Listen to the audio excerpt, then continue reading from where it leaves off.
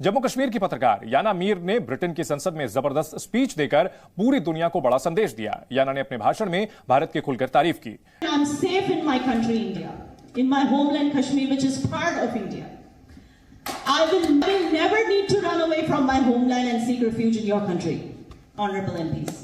दूसरी कंट्रीज से लोग आके पैसा इन्वेस्ट भी कर रहे हैं, चाहे वो कश्मीर हो या भारत के बाकी इलाके हो। आप देख सकते हैं कि बाकी एरियाज में भी कहीं ना कहीं से कभी गल्फ कंट्री के और कभी कहीं के लोग आते हैं और इन्वेस्टमेंट करते हैं। उसकी एक मोदी जी आए थे, उन्होंने प्लान्स शेयर किए, उन्होंने कहा कि भाई अब तो कश्मीर हमारा है और हम कश्मीर को संवार के ही रहेंगे, चाहे तो कोई जलता है, चाहे तो कोई बोलता है और चाहे तो कोई कुछ करता है, हमें कोई फर्क नहीं पड़ता। अगर IMF का प्रोग्राम नहीं आता फॉर वन रीजन और अनदर तो पाकिस्तान डूब जाए। मोदी जी ने कहा कि हम इंस्टीट्यूट बनाएंगे, मोदी जी ने कहा कि हम फ्री एजुकेशन देंगे, फ्री मेडिकल देंगे, फिर उसके बाद रेलवे के निजाम के बारे में काफी चीजें की। तो क्या लगता है कि कश्मीर 370 के बाद पहला दौरा मोदी का, इस पर आपकी क्या राय है और कैसा फील किया आपने इस चीज? ये दो अलग अलग कंट्रीज हैं। एक है भारत जिसके साथ पहले पाकिस्तान हुआ करता था और उसके बाद 1947 के बाद हमने जी इस्लाम के नाम पर या रिलीजन के नाम पे हमने एक नई कंट्री बनाई और उसके बाद हम बना तो ली लेकिन हम उसे मैनेज नहीं कर पाए। मुल्क से गद्दारी के सिवा कुछ नहीं है। आप मुल्क की इकोनॉमी को जेपरडाइज करना चाहते हैं, ये तो हिंदुस्तान करता है। आप हिंदुस्तान के एजेंट हैं, आप हिंदुस्तान के गुमाश्ते बन गए हैं जो आप अपने मुल्क की इकोनॉमी को तबाह करने पर तुले हैं। और अगर इकोनॉमी को देखें तो इकोनॉमी वाइज भी भारत जो है वो कहीं आगे है पाकिस्तान से, बल्कि इस रीजन में जितनी भी कंट्रीज हैं उनसे हमें भारत बहुत आगे जाता हुआ दिखाई दे रहा है। अब 2027 तक का टाइम दिया गया है कि जी थर्ड लार्जेस्ट इकोनॉमी जो है वो भारत बन जाएगा। यानी जय हिंद दोस्तों, हिंदुस्तान नेशनल में स्वागत है। आप लोगों ने आगे क्लिप में देखा कैसे पाकिस्तान की एक और बेइज्जती इंटरनेशनल में हो गई है। याना मीर ने यूके में रहते हुए यूके की पार्लियामेंट में खड़े होकर पाकिस्तान की बेइज्जती कर दी। पाकिस्तान को कश्मीरी बेटी से पंगा लेना बहुत महंगा पड़ गया। पाकिस्तान आए दिन इंटरनेशनल इवेंट में इंडिया को हर दिन जलील करने की सोचते हैं, फिर खुद ही जलील हो जाते हैं क्योंकि वो जलील होते रहते हैं। पाकिस्तान इस बार बारी थी कश्मीरी बेटी के भारत की, इसने बराबर लताड़ लगा दी है। यूके में रहते हुए पाकिस्तान सपने में सोचा था कि ऐसा कश्मीरी बेटी करेगी भारत की तारीफ की। याना ब्रिटेन की संसद में संकल्प दिवस के मौके पर आयोजित कार्यक्रम में हिस्सा लेने के लिए ब्रिटेन पहुंची थी। याना ने अपने भाषण में क्या कहा? याना मीर ने कहा कि दुनिया की खूबसूरत जगहों में से एक कश्मीर से हूं, जहां की बर्फीली वादियां देखने के लिए पूरे दुनिया से पर्यटक आते हैं और मैं देश छोड़कर कहीं नहीं जाऊंगी क्योंकि मैं आजाद हूं और अपने देश में सुरक्षित हूं।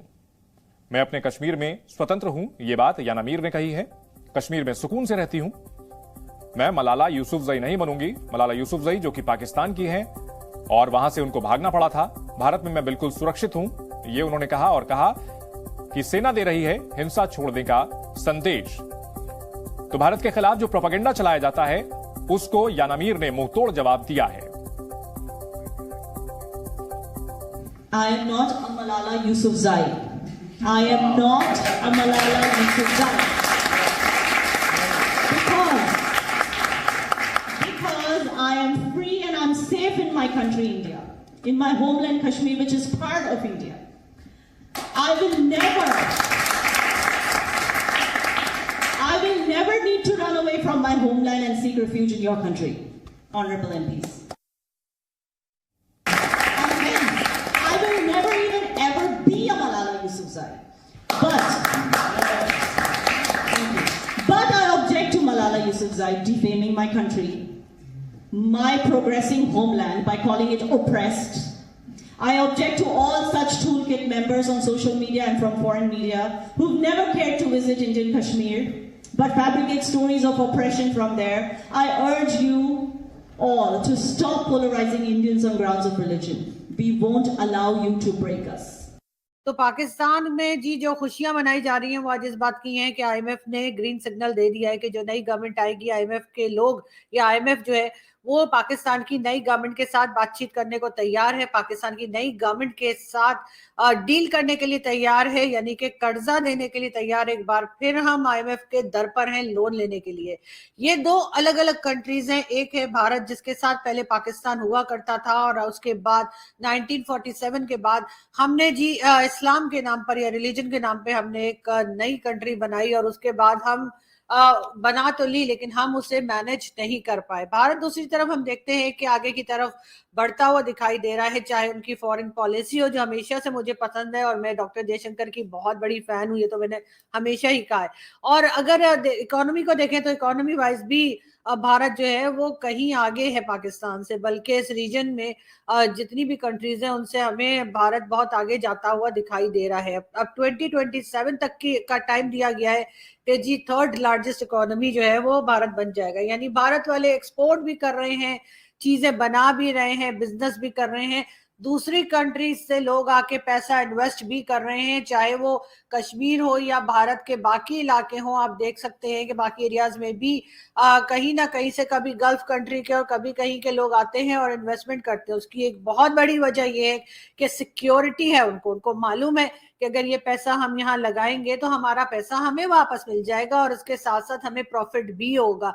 जबकि दूसरी तरफ पाकिस्तान में अगर हम देखें तो पाकिस्तान जो है वो हर बार यही कहता है, पहले जब नवाज शरीफ साहब की गवर्नमेंट थी, इमरान खान से पहले और उसके पहले भी जितनी बार नवाज शरीफ साहब आए हैं एज अ प्राइम मिनिस्टर, उन्होंने हमेशा यही कहा कि जी पाकिस्तान कशकोल तोड़ देगा। आप लोग कहेंगे कशकोल क्या होता है? जी हाँ, वो जिसमें भीख मांगते हैं उस बाउल को जो है वो कशकोल बोलते हैं।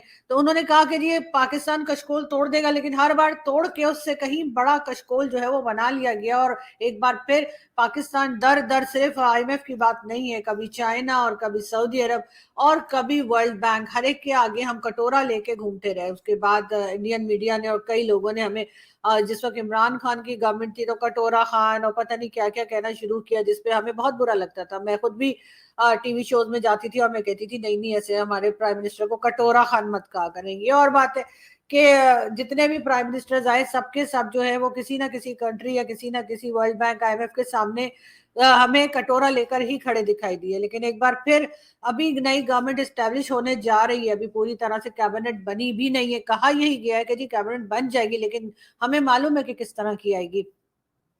वही 70 से 80 लोग लाके शहबाज शरीफ और आसिफ अली जरदारी साहब अपनी मर्जी के लोग लाएंगे, अपने जितने पॉलिटिकल वर्कर्स हैं या पॉलिटिकल पार्टी के जो लोग उनके हैं, जो पैसे वाले उनके साथ जिन्होंने इलेक्शंस लड़े हैं या जो उनको फंड करते हैं, उनको लाया जाएगा, उनको कोई ना कोई सीट दी जाएगी, हर कोई मिनिस्ट्री मांगेगा उसको वो दिया जाएगा। शहबाज शरीफ का भी हमेशा से यही रिकॉर्ड रहा है, नवाज शरीफ भी कहते थे कि जी अपने पूरे खानदान को जो है पार्लियामेंट में पहुंचा दिया था उन्होंने, और अभी एक बार फिर हम वही कुछ होता हुआ देखेंगे। लेकिन बात यहाँ खत्म नहीं होगी, उसके बाद जी इनको बड़ी बड़ी गाड़ियां लॉट की जाएंगी, फिर गाड़ियां खरीदी जाएंगी दोबारा, जो इमरान खान ने बेची थी। लेकिन इमरान खान ने गाड़ियां बेचकर जब